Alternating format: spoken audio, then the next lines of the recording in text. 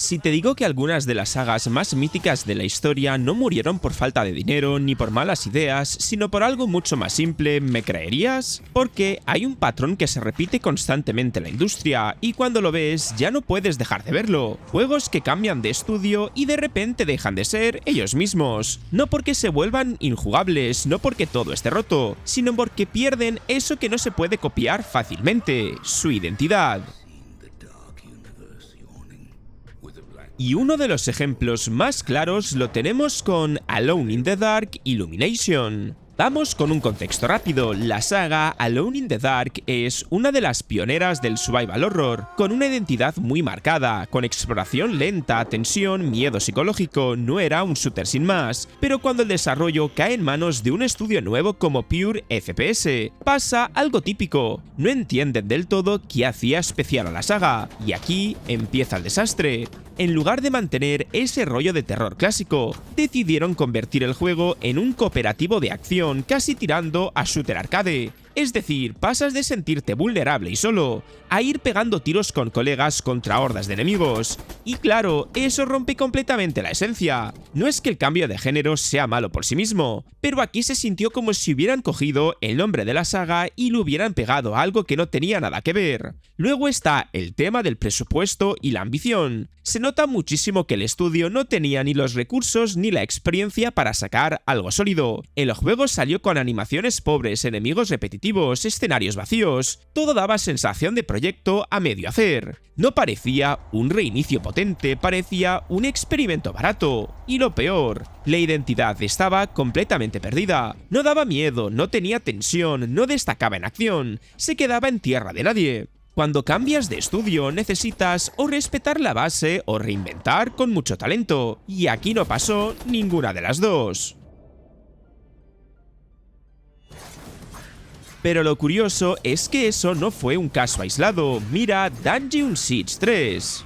Y es que aquí estamos ante un cambio muy claro de estudio igual cambio de ADN. La cosa empieza cuando la franquicia pasa de Gas Powered Games, que había hecho los dos primeros, a Obsidian Entertainment. Y ojo, Obsidian no es un mal estudio ni mucho menos, pero aquí hubo un choque brutal de estudios. Los Dungeon Siege originales eran RPGs muy centrados en la libertad, en gestionar grupo, en explorar mapas abiertos y perderte durante horas. Tenían ese rollo de voy a mi ritmo, monto mi equipo y experimento, muy de PC clásico. Pero Dungeon Siege 3 decide cortar eso de raíz y simplificarlo todo. El combate se vuelve mucho más directo, más de acción, con habilidades asignadas a botones, como si fuera casi un hack and slash de consola. La gestión del grupo desaparece prácticamente, y la exploración pasa a ser mucho más lineal. Es decir, de un RPG profundo pasas a algo más guiado y accesible. El problema, que ni convenció a los fans antiguos ni terminó de enganchar a nuevos jugadores. Los fans sintieron que les habían quitado lo que hacía especial a la saga. Ya no era ese juego donde te montabas tu propia aventura. Ahora era una experiencia mucho más cerrada. Y aunque Obsidian intentó meter narrativa y decisiones, que es su fuerte, no era lo que la gente buscaba en Dungeon Siege. Además, se notaba que ese enfoque hacia consolas sin interfaz, en los menús, en cómo se jugaba. Y eso, para una saga tan ligada al PC, chocó bastante.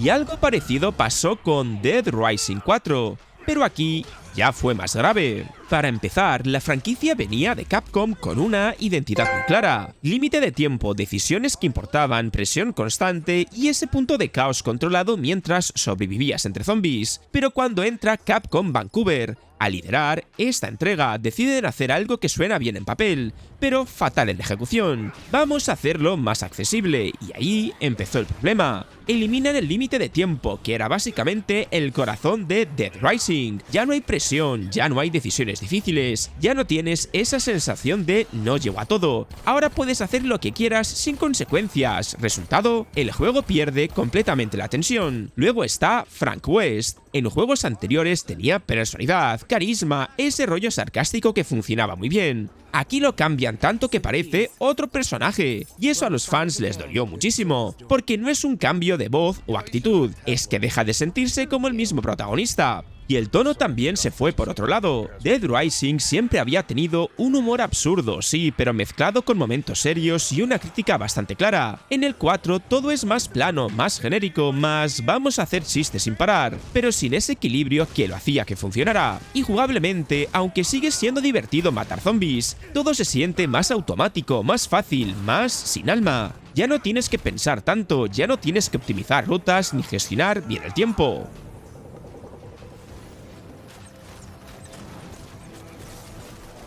Luego tienes casos como Sacred 3, donde directamente cambiaron el género.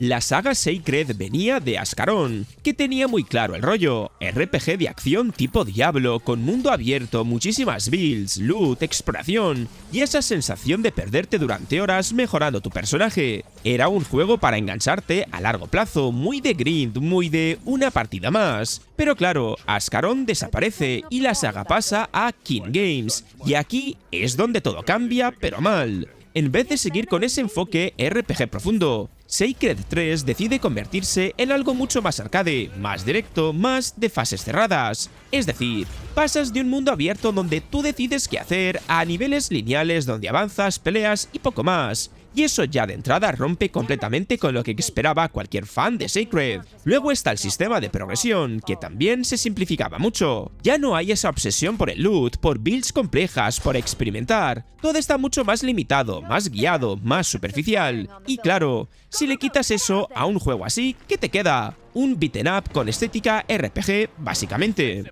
El tono también cambió, y no para bien. Intentaron meter humor constante, pero se siente forzado, como si no encajara con el universo. No tiene ese aire épico o serio de antes. Todo parece más ligero, casi como si no se tomara en serio a sí mismo. Y luego está el problema clásico, ni una cosa ni la otra. Los fans de Sacred lo odiaron porque no era Sacred, y los jugadores nuevos tampoco encontraron algo especialmente destacable frente a otros juegos del género. Con Fear 3 ocurre algo distinto, pero igual de peligroso. Los dos primeros juegos tenían detrás a Monolith Productions, que entendía perfectamente qué hacía especial a Fear. Esa mezcla brutal de shooter con IA avanzada, tensión constante y momentos de terror psicológico con alma que te dejaban incómodo. No era solo disparar, era sentir que algo iba mal todo el rato. Pero en el tercer juego, el desarrollo pasa a Day One Studios, y aunque intentaron mantenerse con algunas bases, el enfoque cambió bastante y ahí empezó a torcerse todo. Para empezar, el terror pierde muchísimo peso. Ya no hay esa sensación de agobio, de pasillos inquietantes, de no saber qué va a pasar. En su lugar, el juego se centra mucho más en la acción, en los tiroteos, en hacer que todo sea más espectacular. Y claro, sí, sigue habiendo sustos, pero ya no funcionan igual, porque el ritmo es otro. Luego te meten el cooperativo como una de las grandes novedades. Sobre el papel suena bien, pero en la práctica rompe totalmente la atmósfera, porque Fear funcionaba precisamente porque estaba solo, vulnerable, con esa sensación de aislamiento. Si estás jugando con otro, riéndote o coordinándote, esa tensión desaparece por completo. Además, el diseño de niveles se vuelve más lineal y más orientado al combate constante. Menos exploración, menos pausas, menos momentos de quieto, que aquí pasa algo raro. Todo va más rápido, más directo, pero también más genérico. Y aunque el gunplay sigue siendo sólido, ya no destaca como antes. Antes, Fear era especial por cómo se movían los enemigos, por cómo te flanqueaban, por cómo te obligaban a pensar. Aquí eso sigue, pero se siente más diluido entre tanta acción.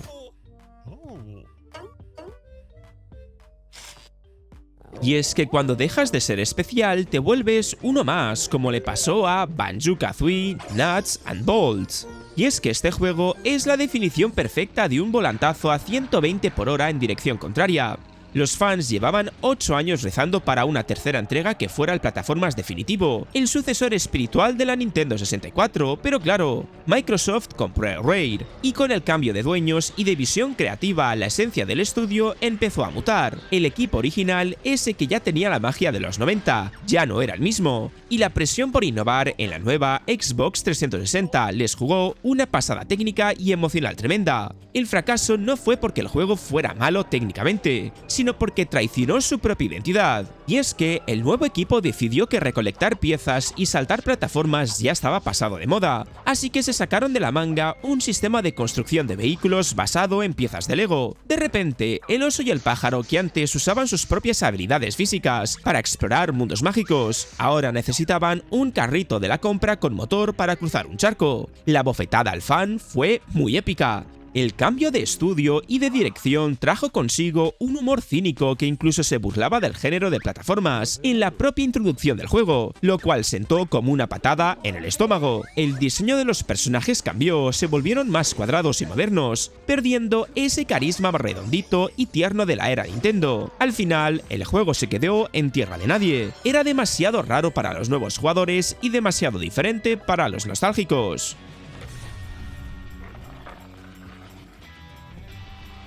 Luego hay casos directamente desastrosos como Tony Hawk Pro Skater 5.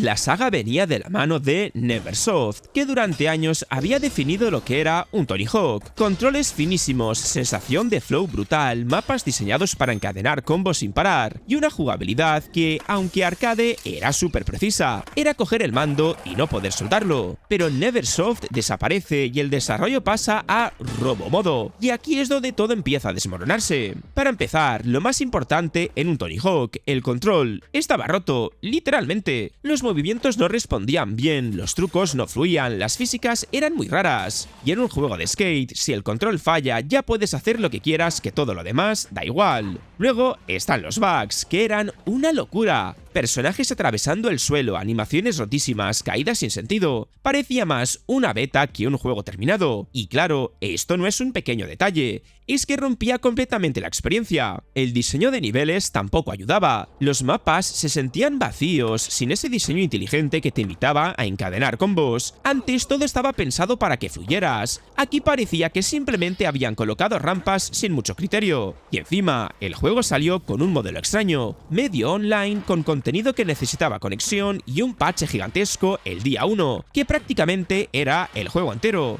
Eso ya dio muy mala imagen desde el principio.